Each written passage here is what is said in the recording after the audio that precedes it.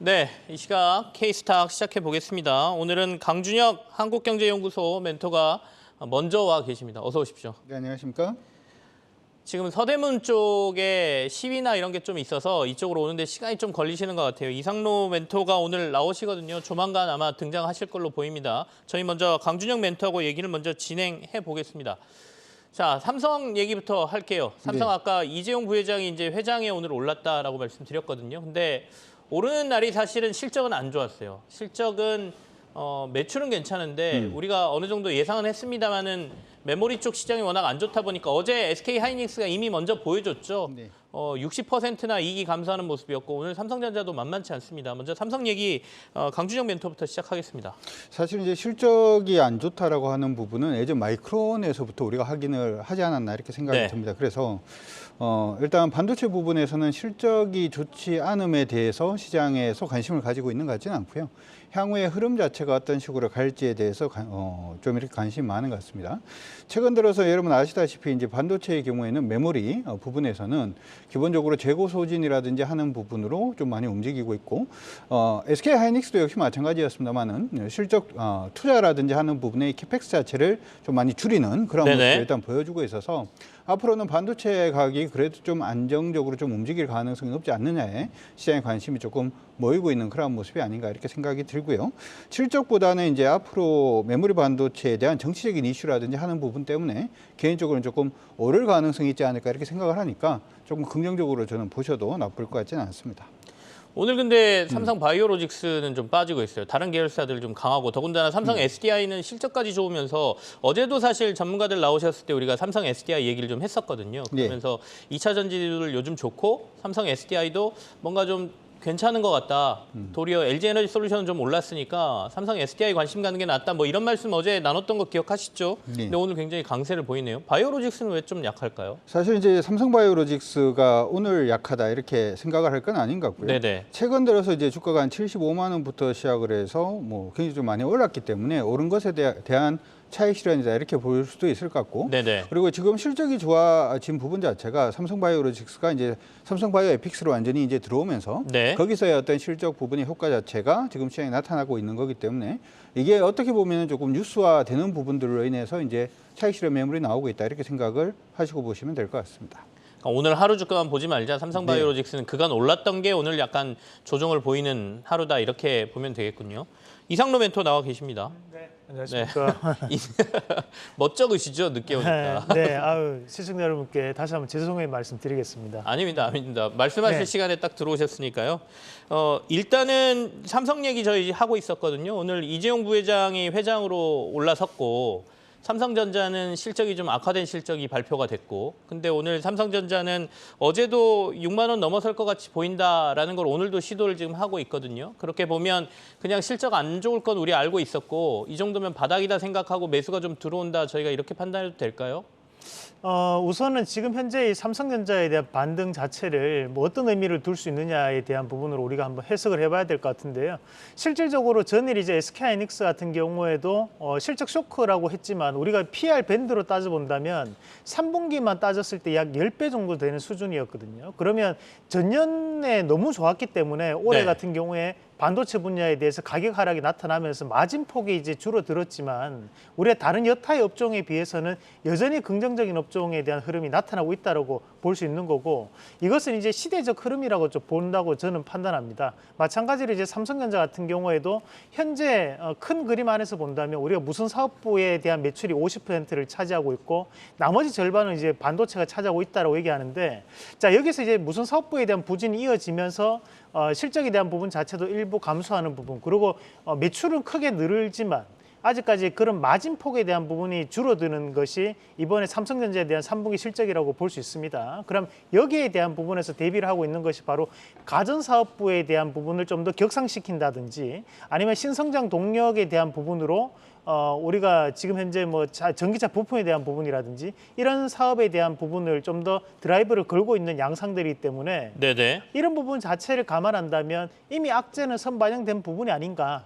다만 현재 글로벌적인 경기 침체 국면이 일부 나타나고 있는 상황을 봤을 때 6만 원에 대한 도전은 계속적으로 할 것이다. 다만 지금 현재 상승 자체는 목표치를 우리가 뭐 8만 원, 9만 원 놓기보다는 뭐 6만 원, 6만 5천 원 정도 밴드에서 단기적인 고점을 형성할 수 있는 작은 박스권에 대한 영역이 형성되지 않을까 그런 의견을 드리도록 하겠습니다. 오늘 SK 하이닉스는 약세지 않습니까? 네, 맞습니다. 근데 반면에 삼성은 보합권에서 그래도 강보합을 유지하고 있는 거는 그냥 오늘 이재용 부회장의 어떤 이벤트? 이런 걸로 해석을 해야 됩니까? 아니면 SK 하이닉스보다는 삼성전자를 사람들이 조금 더 좋게 본다 이렇게 봐야 되는 겁니까? SK하이닉스가 단기적인 상승폭이 저는 네. 좀 더 컸다고 보거든요. 그러면 현재 9만 원대에 대한 부분 자체는 상당한 지지 국면으로 나타날 수 있는 자리라고 보고 오늘 SK하이닉스에 대한 약세는 큰 의미를 좀 두기는 어렵고 네. 일반적인 투자 심리가 전에 이제 실적 쇼크라는 얘기를 하니까 그에 따른 부분에서 건전한 조정 양상이라고 보고 저는 오히려 여기에서 삼성전자도 마찬가지지만 SK하이닉스도 반등에 대한 탄력을 좀 더 붙일 수 있는 움직임이 나오지 않을까 그런 기대를 해봅니다. 우리 이상로 멘토께서는 이재용 회장의 시대에는 그 계열사 중에 어디를 봐야 된다라고 생각하십니까? 뭐 일단 기본적으로 네. 우리가 현재 삼성전자에 대한 부분이 여전히 이어질 수밖에 없다라고 보고요. 그리고 이제 현재까지 이제 조금은 지주사에 대한 부분 자체, 삼성물산이라든지 네네. 또는 이제 삼성 SDS 같은 경우에는 조금은 소외돼 있는 입장이 좀 나타나고 있는데 그 중에서도 저는 개인적으로 딱 한 가지 회사만 뽑아본다면 삼성 SDS에 대한 재평가가 분명히 나타날 수 있다. 왜냐하면 결국 이제 스마트 팩토리라든지 또는 공장 자동화에 대한 부분, 무인화에 대한 부분 자체에 대한 시스템 영역을 구축하기 위해서는 이 삼성 SDS에 대한 재평가는 저는 있어야 줘야 된다고 보거든요. 그런 의미에서 현재 이 삼성 SDS의 신저가에 대한 분위기는 오히려 매수에 대한 권력으로 우리가 대응할 수 있는 영역이 아닌가 그렇게 정리를 하겠습니다. 삼성 SDS에 주목하자 이렇게 말씀을 네. 하셨네요. 삼성 SDS가 그 이재용 회장을 비롯해서 이부진 뭐 이런 분들 그러니까 그 오너가 자제들이 대부분의 지분을 가지고 있는 회사다 이렇게 봐야 되죠. 그래서 가끔 이제 네. 블록딜 이슈가 나오는 게 이걸로 상속세 재원을 마련한다 이런 얘기들이 있기 때문에 가끔 오버행 이슈가 있어서 주가가 눌리긴 하는데요. 앞으로는 이재용 회장 시대에 삼성 SDS가 주목받을 가능성이 있다 이렇게 얘기를 해주셨습니다. 얼마 전에 카카오 문제 일으켰던 SK CNC도 삼성 SDS하고 비슷한 회사죠. 그러니까 데이터 센터 만들고 뭐 그거 관리하고 앞으로 뭐 물류까지도 삼성 SDS는 하고 있으니까 조금 다른 의견 갖고 계시죠. 계속 저 쳐다봐요. 네. 저는 사실 이제 원래 우리가 삼성전자라고 하는 기업 자체가 지금은 이제 국민 기업이고 굉장히 대단한 기업입니다만은 이건 어떻게 보면은 예전에 이제 이병철 회장 시절에는 어떻게 보면 물산이라든지 하는 무역이라든지 하는 쪽이 기업들이 강세였다면 이건희 포스트에서 일단 삼성전자였고 이번에 새로운 시대에서는 삼성이 누가 가장 좀 강세를 보일 것인가. 첫 번째 저는 삼성바이오로직스가 될 가능성이 높다 이렇게 생각을 합니다. 왜 이렇게 말씀을 드리냐면 어차피 이제 전 세계가 글로벌로 일단 고령화가 가고 있는 그런 모습이 나타나고 있고 삼성이 가장 잘하는 부분이 사실 이제 삼성전자 같은 경우에도 우리가 반도체를 한다 이렇게 얘기는 합니다만은 그냥 똑같은 제품을 개발을 해서 이걸 그냥 찍어내는 걸 가장 잘하는 회사가 어떻게 보면 삼성이 아닌가 이렇게 또 생각을 해볼 수가 있는데 삼성바이오로직스가 하는 일 자체가 약이 만들어진 부분을 여러 공장을 통해서 대량으로 생산하는 부분이기 때문에 사업성 자체가 가장 개인적으로는 유사하다 이렇게 생각을 하고 있고요. 오늘 주가 빠지고 있습니다만은 실적이라든지 하는 부분도 계속 좀 좋아지고 있는 부분도 긍정적이다 이렇게 보고 있고 두 번째 이제 삼성 SDS는 제가 왜 계속 좀 찾아봤냐 하면 저도 여러분들이 봐야 되는 종목이라고 일단 생각은 하고 있기 때문입니다. 그렇습니까? 왜 그렇게 말씀드리냐면 지금 여러분 아시다시피 블록체인이라든지 하는 부분의 기술의 선점 부분에 있어서 굉장히 많은 기업들이 뛰어들고 있는데 어떻게 보면 우리 기업들 중에서는 삼성 SDS가 여기에 가장 최첨단에 서 있다 이렇게 생각을 해 두시면 좋을 것 같고 두 번째로 AI 같은 경우에 시장 안에 관심이 굉장히 많은데 여러분들 금융사 전화해 보시면은 AI가 이제 응답을 해주죠. 챗봇이라든지 그 서비스 제공하는 회사가 삼성 SDS입니다. 그러니까 다른 회사들이 지금 안 하고 있는 AI 부분을 통해 가지고 이제 실적을 낸다든지 하는 부분을 삼성 SDS가 하고 있다라는 부분도 의미가 있고요. 좀 전체 글로벌 경기로 봤을 때 예전에 하고 조금 다르게 지금 경제 블록화가 계속해서 이루어지고 있는데 삼성 SDS가 하고 있는 물류 자체는 그냥 물류는 아니고요. AI를 활용한 스마트 물류다 이렇게 생각을 해 두시면 좋을 것 같습니다. 그러니까 예전보다는 뭐 최적의 이제 상품 자체가 어디에 있는지의 구성을 일단 잡고 이걸 갖다가 최종 배송지까지 배송을 할 때 어떻게 하면 단가를 가장 낮출 수 있는가를 AI를 통해서 만드는 그런 스마트 물류 부분을 하고 있고 예전에 이제 삼성 SDS 예전에 이제 삼성이 이제 지배 구조를 만들 때 네네. 삼성 SDS의 역할에 대해서 한국경제TV를 통해서도 많은 분들이 얘기를 했는데 그때 무슨 얘기를 했냐면 아까 이제 블록들 말씀도 좀 해주셨습니다만은 삼성 SDS가 삼성그룹의 캐시카우 역할을 할 것이다. 이런 얘기도 일단 했었기 때문에 삼성바이오로직스하고 삼성 SDS는 계속해서 여러분들이 관심 있게 보시는 게 좋을 것 같습니다. 이재용 회장의 시대에 가장 주목할 회사 삼성 SDS, 삼성 바이오로직스 이렇게 두 분께서 꼽아주셨어요. SDI까지 마저 보고 가겠습니다. SDI가 주가가 너무 좋아서 사실 SDI가 일주일 동안 한 15% 올랐고요. 최근 한 달에 거의 30% 주가가 올랐거든요. 그러면서 오늘 이제 시세를 더 분출하고 있는데 SDI는 앞으로 어떻게 봐야 될까? 오늘 SK 이노베이션까지 같이 줬습니다. 네, 사실 이제 저는 이게 잠깐 저의 내피셜일 수도 있는데 네네. 좀 그냥 언급을 해드리면 최근에 이제 시진핑 공산당 시진핑 3년임 얘기가 나오면서 지금 공산당 보고서 일단 나왔는 걸 보면은 좀 묘한 부분이 하나가 있습니다. 글로벌로 가기보다는 어떻게 보면 중국은 자력 경쟁하는 그러한 모습을 일단은 보여주려는 모습들도 보여주고 있고 예전에 이제 K스탁에서도 좀 언급을 해드렸습니다만은 미국이라든지 아니면은 유럽 같은 경우에 중국산에 대한 규제가 좀 커지고 있는 그런 모습이 나타나고 있다 이런 말씀을 해드렸죠. 가장 이제 대표적으로 얘기할 수 있는 부분이 반도체가 지금 그런 모습을 보여주고 있는데 개인적으로는 2차 전지도 일단 2차 전지로 확대될 가능성도 저는 높다라고 일단 생각을 합니다. 그러면은 전 세계 1등하는 기업이 CATL이라는 기업이잖아요. 이 기업을 어떻게 보면은 타겟으로 잡는다면 수혜를 볼 수 있는 2등부터 시작한 기업들을 생각을 해보면 LG 에너지솔루션이라든지 삼성 SDI 쪽으로 수혜가 저는 갈 수 있다 이렇게 생각을 하고 있고요. 따라서 단순히 지금 실적이 좋아서 오른다라고 하기보다는 향후에 어떤 중국에 대한 규제라든지 하는 부분이 강해지면 강해질수록 삼성 SDI 그리고 LG 에너지솔루션의 주가는 조금 더 강해질 가능성이 높다 이렇게 저는 개인적으로 생각을 하고 있습니다. 알겠습니다. 이상로 멘토께서는 SDI랑 일단은 우리가 2차 전지주에서 뭐 선호주 하면 LG 에너지 솔루션 얘기 많이 했잖아요. 근데 이제 어느 정도 오르니까 여기가 주춤하고 어떻게 보면 2순위, 3순위가 지금 뒤따라서 오른다 이렇게 봐야 될 것 같은데 어떻게 보고 계세요? 사실 우리 앵커님이 지난주에도 저희한테 똑같은 질문을 하셔서 그랬어요? 저희가 네. LG 에너지 솔루션하고 저희 삼성 SDI를 말씀드렸는데 다행히도 네. 예상대로 지금 이런 2차 전지 분야가 다시 한 번 더 상승을 하고 있는 그런 양상들인데 우리가 이제 이 삼성 SDI와 LG 에너지 솔루션 뭐가 이제 좋다 그런 부분보다 우리가 큰 그림을 한번 생각을 해봐야 되는 것은 지금 현재 이 중국이 얘기를 하고 있는 것은 자립에 대한 부분입니다. 그것은 이제 2차 전지라든지 또는 반도체 분야 마찬가지고요. 여기에서 이제 가장 큰 견제를 나타내는 곳이 바로 유럽과 미국입니다. 유럽 같은 경우에는 전기차 시장을 굳이 지금 가야 되느냐라고 회의론적인 시각 얘기가 나올 정도로 그만큼 이제 중국에 대한 견제를 심하게 하고 있는 곳이기도 한데요. 결국에는 이제 유럽이라든지 또는 이 미국에 대한 부분에서 2차 전지를 쓸 수 있는 부분은 중국산을 제외하고라는 전제 조건이 붙는다는 거죠.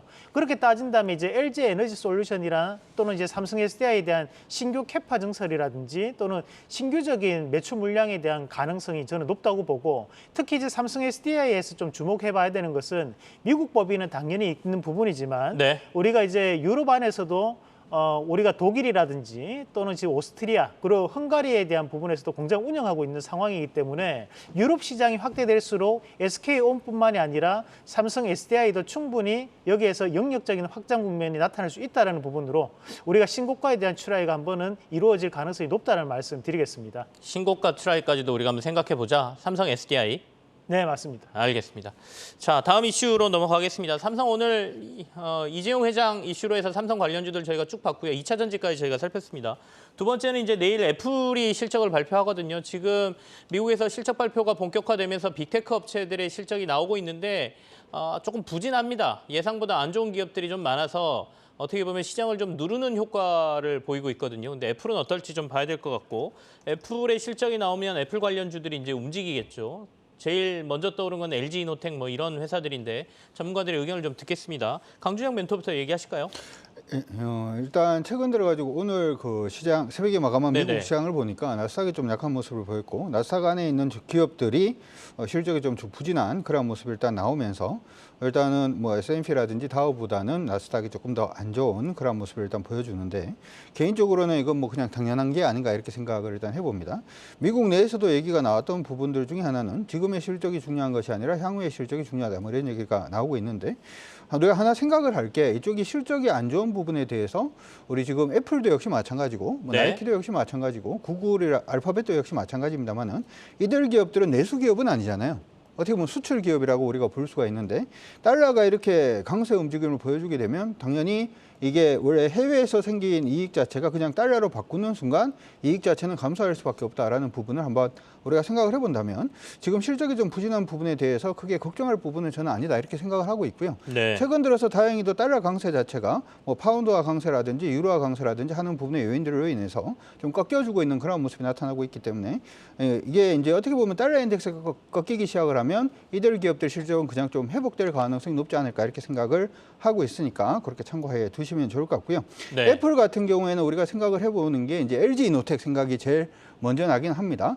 사실 이제 LG이노텍 같은 경우에 그 애플의 경우에는 기본적으로 실적이 크게 나쁘지는 않을 거라고 저는 생각을 하고 있고요. 차라리 실적이 좋게 나올 가능성도 있다 이렇게 생각은 하는데 단지 이제 LG이노텍 같은 경우에는 거기에 들어가는 3D 센싱 카메라라든지 하는 부분에 대한 기대감 그리고 이제 향후에 있을 자율주행이라든지 하는 부분에 대한 기대감은 있기 때문에 뭐 이런 부분에서 우리가 관심은 가져둘 수는 있습니다만은 개인적으로는 LG이노텍보다 차라리 OLED 애플의 이번에 OLED 부분에 이제 공급이 가능한 덕산 네오룩스라든지 하는 그런 기업들을 보시는 게 어떨까 싶습니다. 포인트 자체는 앞서서 말씀드린 포인트하고 같은 포인트인데요.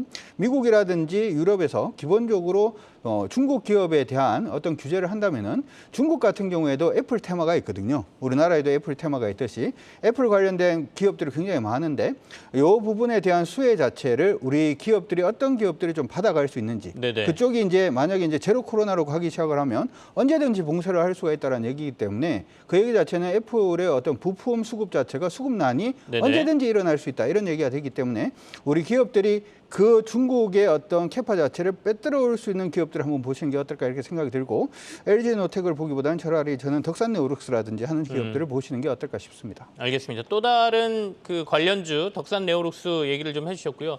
이상로 멘토께서는 내일 네. 애플 실적은 어떻게 될 걸로 보시는 거 좀 좋게 나올까요? 아니면 예상보다 좀 안 좋게 나올까요? 어떻게 생각하고 계신지 그거 듣고 싶고 그다음에 또 네. 하나는 최근에 BH라는 회사 네. 기관들이 엄청 좋다고 그 리포트들 나왔는데 어제 뭐 기관들이 어마어마하게 팔아버리더라고요. 그래서 그거는 또 시장에서 왜 그런 건지도 좀 궁금합니다. 이것도 애플 관련주라고 분류되지 않나요? 네, 맞습니다. 네. 뭐 애플의 FPCB를 공급하는 기업이라고 그런 얘기를 많이 하는데 일단 우선적으로 이제 애플이 지금 현재 시간 내에서 0.3% 정도 상승으로 지금 움직임이 나타났었거든요. 실적에 대한 쇼크는 크게 없지 않을까 저는 그렇게 예상을 해보고 사실 이제 우리가 나스닥 같은 경우에는 3분기 내도로 우리가 3분기 7월달, 8월달, 9월달 얘기하는데요. 꾸준하게 하락을 해왔던 부분이 존재를 합니다. 그러면 앞서서 우리 강정 멘토 얘기했던 것처럼 환율에 대한 부분 자체에서 수입 자체가 불리한 국면이 뭐 미국 내에서 나타날 수밖에 없기 때문에 그런 실적에 대한 악재는 선반영되고 난 다음 지금 상승하는 국면으로 되돌아서는 양상이라고 보고 그러면 여기에 대한 부분에서 애플이 예상에 대한 부분보다 조금 떨어지는 실적을 발표할 거라고 저는 예상을 하는데요. 네. 그렇게 발표를 하더라도 시장에 대한 충격은 상당히 좀 제한적이지 않을까라는 말씀을 좀 오히려 드리고 싶고 저는 지금 현재 12월부터는 금리에 대한 폭 자체를 0.5% 정도 그 빅스텝 현재까지 자이언트 스텝을 왔던 것을 빅스텝을 낮추겠다라고 얘기했던 것들은 오히려 이런 기술주들에 대한 부분에서 유동성이 지금만큼 줄지는 않겠구나라는 일종의 안도감적인 부분 자체가 나타날 수 있다라고 보는데 그렇게 대해서 본다면 이 애플에 대한 부분에서도 여기에서 이제 바닥을 좀 더 다지면서 움직임을 좀 보일 수 있다고 보고요. 지금 현재 BH에 대한 부분에서는 주가에 대한 부분에서 이미 상승에 대한 구간이 좀 선반영이 됐던 구간이 존재를 하는 부분이고 또 한 가지는 이 FPCB라는 것이 우리가 동판, 그 구리를 기초 재료로 해서 만들어내는데요. 그렇다 보니까 이제 원자재 가격에 대한 부담도 저는 있다고 보거든요. 최근에 이제 광물 관련해서 구리에 관련된 종목군들이 바닥권역에서 상승하는 모습들이 많이들 나타나고는 있습니다. 그런 것들 자체는 원가에 대한 부분에 부담감도 작용을 하는 부분이라고 보고 뭐 수급에 대한 부분이 가장 크겠죠. 기관에 네. 대한 매도가 나타났었기 때문에 오히려 저는 뭐 애플 관련해서 중소형주 안에서 이 종목은 좀 관심 있게 보자라고 좀 생각하는 기업이 있다면 저는 이제 더구전자라는 기업이 있어요. 이 애플에 공급하는 카메라 모듈을 납품하는 기업인데 지금 현재 아이폰 14에 대한 부분에서도 강조가 되는 것이 바로 이 카메라에 대한 부분들입니다. 그런 과정들을 봤을 때 오히려 이 더구전자의 주가가 계속적으로 내려오면 신저가 부근까지 내려왔는 상황을 본다면 애플의 실적 발표를 하고 난 다음에는 오히려 또다시 한 번 더 기대감에 4분기에 대한 기대감이 네. 이 주가에 대한 상승으로 바뀌지 않을까라는 의견을 드리겠습니다. 알겠습니다. 저희가 아까 밑에 자막으로 BH와 관련돼서 증권사들 의견 이렇게 쭉 내드리는 거는 BH가 좋다라고 내드리는 건 아닙니다. 그러니까 증권사들 7개에서 한꺼번에 BH 굉장히 전망 좋다고 리포트 내고 나서 어제 그냥 기관 물량 어마어마하게 쏟아졌거든요. 그래서 그거 비교해 드리려고 낸 거니까요.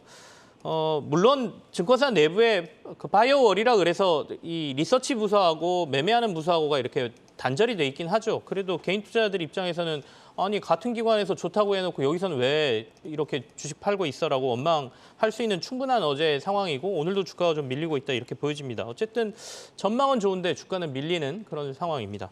세 번째 이슈로 가겠습니다. 세 번째 이슈는 게임주 저희가 뽑아놨는데요. 게임주가 이제 꿈틀꿈틀하면서 조금 올라오는 기대감들이 좀 있는 것 같습니다. 위메이드 쪽은 또 다른 플랫폼, 그러니까 가상화폐나 그 NFT 관련 플랫폼과 관련된 기대감도 있는 것 같고요. 그 외에 다른 게임주들은 새로운 게임 신작에 대한 기대감 이런 것들도 같이 있는 것 같아서 게임주 얘기를 조금 진행해 보겠습니다. 강준영 멘토하고 얘기 진행할게요. 최근 들어서 이제 게임주들 좀 들썩거리는 그런 모습이 나타나고 있는데 이것도 요즘 제가 제 생각을 네. 하고 돌아다니는 경우가 좀 많아서 사실 이제 그 달러 인덱스가 조금 꺾이기 시작을 하면 그 투자 자금은 어디로 갈까를 한번 우리가 고민을 해볼 필요성은 있는 것 같습니다. 유럽으로 가려고 그랬더니 유럽 같은 경우에는 아시다시피 금리 굉장히 좀 많이 올라가고 있고 에너지 가격 굉장히 급등을 하고 있고 영국도 그래서 좀 많이 위태하다 뭐 이런 얘기들 요즘 많이 들어보셨을 거고 실제로는 이태리뿐만 아니라 독일도 조금 위험하다 뭐 이런 얘기도 나오고 있습니다. 그럼 그 자금 자체가 유럽으로 가기도 사실 조금 힘들 것 같고요. 중국 같은 경우에는 사실 아까 이제 BH가 많이 밀리고 있는 부분들 중에 하나도 중국 네. 쪽 수출이 좀 있기 때문이다 저는 그렇게 생각을 하는데 중국이 지금 이번에 공산당 회의에서 나왔던 부분의 얘기를 보면 막스 얘기가 자꾸 나오거든요. 이 얘기 자체는 중국의 경제 성장률이 꺾였다라는 얘기하고 비슷하기 때문에 중국향 매출이 있는 기업들 같은 경우는 여러분들이 조금 조심하시는 것도 좋을 것 같습니다. 왜 갑자기 이런 얘기를 해드리냐면 제가 암호화폐 얘기를 조금 해드리려고 하는데요. 네. 우리가 일반적으로 암호화폐가 처음 생기기 시작을 했던 부분은 아마 여러분 아시다시피 리만 터지고 난 다음에 통화 자체를 믿을 수 없다라는 부분으로 암호화폐가 처음 생기기 시작을 했죠. 그렇기 때문에 달러 인덱스가 꺾이고 유럽이라든지 여러 부분에 투자하기가 좀 힘든 시기에서는 암호화폐, 소위 말해서 이더리움이라든지 하는 부분에 이 가격이 좀 상승할 가능성이 높고요. 이 부분의 가격이 상승을 하면서 개인적으로는 지금 다시금 게임주 같은 경우에 P2E라든지 하는 부분에 기대감이 다시금 좀 돌고 있지 않나 이렇게도 생각이 듭니다. 최근 들어서 우리 그 관련 기관에서도 P2E에 대해서 좀 긍정적으로 좀 긍정적인 시각을 한번 가지겠다 뭐 그런 식의 얘기들도 일단 있었기 때문에 그 관련해서 게임주들이 지금 단기적으로 움직이는 것이다 이렇게 그냥 생각을 하시고 그렇게 본다면은 게임주 같은 경우에는 주라고 하기보다는 부라고 볼 수가 있겠죠. 그렇기 네. 때문에 단기 매매에만 임해 주시는 게 어떨까 이렇게 생각을 하고 있습니다. 게임주는 좀 단기적으로 보자. 네. 그리고 게임보다는 부로 붙어 있는 가상화폐, 그러니까 네. 가상자산 시장 쪽에 대한 이슈가 더 커 보인다 이런 말씀이십니다. 네. 이상로 멘토는 게임주를 어떻게 보고 계시나요? 네, 최근에 미국이 사실 이제 자이언트 스텝을 계속적으로 해오다가 11월 달에 물론 또 자이언트 스텝을 할 가능성이 대단히 높겠죠. 하지만 이제 12월 달에는 빅 스텝을 할 수도 있다. 이제 다시 한 번 더 유동성이 줄이는 폭을 좀 줄일 것이다에 대한 부분에서 가장 크게 반등이 나왔던 것 중에 한 개가 또 가상화폐였습니다. 그 네네. 말은 뭐냐면 결국에는 이제 유동성에 대한 부분이 다시 한 번 더 공급이 된다면 그에 따른 부분 자체에서 다시 시장에 대한 먹거리들이 더욱더 생길 수 있고 기대감이 좀 더 거기에 따른 부분에서 증폭될 수 있다는 부분으로 해석을 할 필요가 있을 것 같은데요. 지금 위메이드 같은 경우에도 이제 고가가 24만 5천 원, 현재 이제 4만 원까지 주가가 빠지고 난 다음에 현재 5만 5천 원 밴드인데 우리가 이것을 이제 과연 이슈로 인해 가지고 주가가 오른다고 볼 수 있을까? 저는 그건 아닌 것 같거든요. 오히려 지금은 낙폭이 이렇게 크면 적어도 우리가 이제 4만 원이 가기 전에 반등이 나왔어도 한참 나왔어야 되고 24만 원에서 4만 원 약 70%, 75% 빠진 상황에서 지금 아직까지 절반에 대한 되돌림도 안 나온 상황이라는 거죠. 그러면 오히려 이거는 우리 개미 투자자들을 현혹시키기 위한 일종의 재료를 노출시키면서 상승하는 움직임이 아닌가. 네네. 저는 그렇게 보거든요. 그래서 뭐 장기적인 관점에서 그래도 나는 위메이드가 너무 좋다. 이런 남자의 주식이 화끈하게 가고 화끈하게 빠지는 종목이 좋다 하시는 것들은 어쩔 수 없겠지만 저는 이제 좀 더 나는 내 자산이 좀 너무 소중하고 좀 안정적인 투자를 하고 싶다 하시는 분들은 이런 위메이드 쪽보다는 굳이 게임주로 고른다면 네. 저는 그래도 우리 게임주에 대해서 탑픽이라 볼 수 있는 거 저는 NC소프트라고 봐요. 그래서 그쪽 방향으로 좀 더 보는 건 어떨까. 대신에 짧게 보시기보다는 시간을 길게 늘려가지고 최소한 6개월 이상을 보면 우리가 유동성이 공급된다면 충분히 반등은 가능하다라는 의견을 드리고 오히려 싶습니다. 더 길게 보는 게 낫겠다. 네, NC소프트를. 알겠습니다. 뭐 남자의 주식이라고 표현하셨는데 그러면 우리 여성 투자자분들이 굉장히 싫어하십니다. 우리는 사자의 심장을 가지고 있다. 뭐 이렇게 표현하는 게 맞지 않을까. 네. 그 가상화폐 아까 등장과 관련해서 대안화폐로서의 기능, 그러니까 기존 화폐에 대한 불신 뭐 이런 걸로 출발했다라고 말씀은 주셨습니다만 이번에 이제 크게 흔들릴 때 그렇다면 이게 대안화폐로서의 작용을 했느냐, 위험하니까 같이 떨어지고 뭐 오를 때는 같이 오르더라 뭐 또 이런 의견도 있으니까요. 근데 최근에 이더리움은 또 강세를 보이고 있고 이게- 가상화폐 시장은 잘 모르겠습니다. 이게 달러 인덱스하고 여러분들이 그냥 같이 보시면 어떨까 싶습니다. 네네. 그러니까 그 장기로 보면은 굉장히 많이 밀려 있는 건 맞습니다만은 달러 인덱스가 아래쪽으로 꺾일 때 가장 먼저 반응을 하는 게 이더리움이라든지 이런 비트코인이 먼저 움직이는 그런 모습을 일단 보였고 오늘은 조금 쉬어가는 모습이 보입니다만은 달러 인덱스가 최근에 꺾이면서 어제 같은 경우에는 이더리움이 10% 이상 일단 또 상승을 해주는 그런 모습이 일단 네네. 있었죠. 그래서 이게 달러 인덱스하고 역외관계를 가진다라고 생각하시고 보시는 게 저는 괜찮다 이렇게 생각합니다. 달러 인덱스하고 좀 역의 관계에 예. 있다라고 분석하시는군요. 알겠습니다.